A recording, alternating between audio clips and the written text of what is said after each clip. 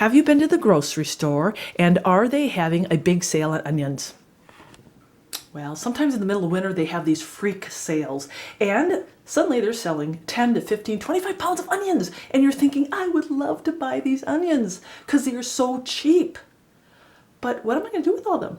I mean, we can only eat so many onions, right? Well, same thing. I have lots of onions. I have some beautiful Columbia Basin organic onions that I actually got in late fall, and they're still doing okay, but they're getting up there. And I just got another bag of onions, and I'm thinking, what am I going to do with all these onions? Now, this may be the dilemma that you're in. You're passing up sale after sale because if you bought, say, 25 pounds, you know half of it's going to rot, right? You know, you can't eat all those onions. Half of it will probably rot, and then you're wasting your money. But no more passing up your onion sales at your local store. I want you to buy as many onions as you can because you're going to start dehydrating your onions.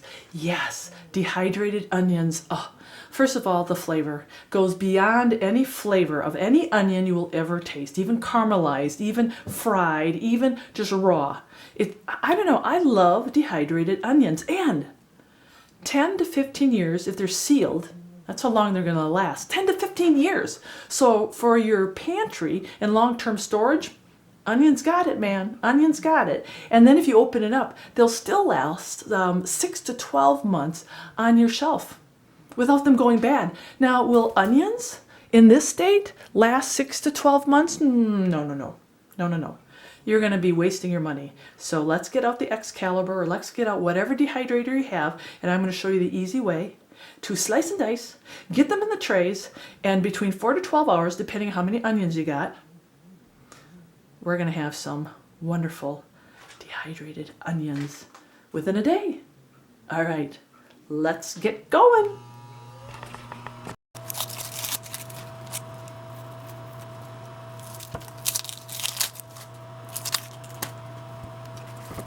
These are all organic. So this is my fast method. You saw me peel them. Then what I do is I just simply, just kind of cut them in smaller pieces. Nothing fancy. Remember, I'm all about efficiency in the kitchen. We don't want to be spending all day slaving like our grandmothers did, right? It's unnecessary. Okay, then, yep, you see it right. This goes right into my food processor. Now hang on. This works. For dehydrated onions, they don't have to be sliced and diced in a certain way. Trust me. Okay, and this is how I slice and dice it for, yes, my dehydrator. You don't have to get it really tiny, but just enough. That looks about right. And remember, they don't have to be perfect because when they dehydrate, they're gonna get tiny. Now, some people, I know, they like to slice them and they get thin slices. And now, there's nothing wrong with slicing them, and you know, some people have their method. But I will guarantee, if you compared the perfectly sliced onions with these that we just diced, they're all going to look the same because in the end, okay, so now it's time to put them on our dehydrator wraps. And the only thing you have to be careful of with Excalibur is make sure you get the soft side up. One side is going to feel a little bit hard and bumpy. The other side's going to be smooth. That's the side you want. Now, some people will spray vegetable oil. What I like to do is rub a little coconut oil just so nothing sticks. Now, if you've done dehydrating before with trays, you know how to do this, but if you're a newbie, the best thing to do is try to spread it out as best you can and as equally as you can. It just helps it dry a little bit faster, okay? And sometimes I get big chunks like that, and they just go right back into there to be chopped up again. Don't have really big chunks. Remove those.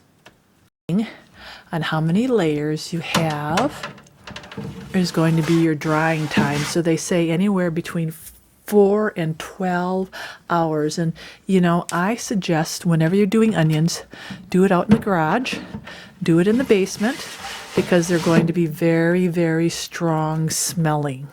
I mean, I love the smell, but some people might get a little bit old with the whole onion smell. Might smell like a fast food restaurant. All right, my friends, look, all done. And aren't these beautiful? Look, beautiful trays.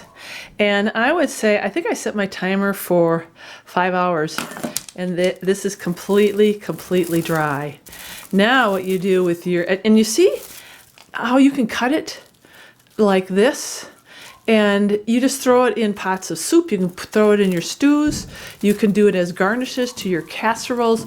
Anything you can think of. You make a hamburger, you put it in your hamburger, meatloaf, and then I'll show you how I store it.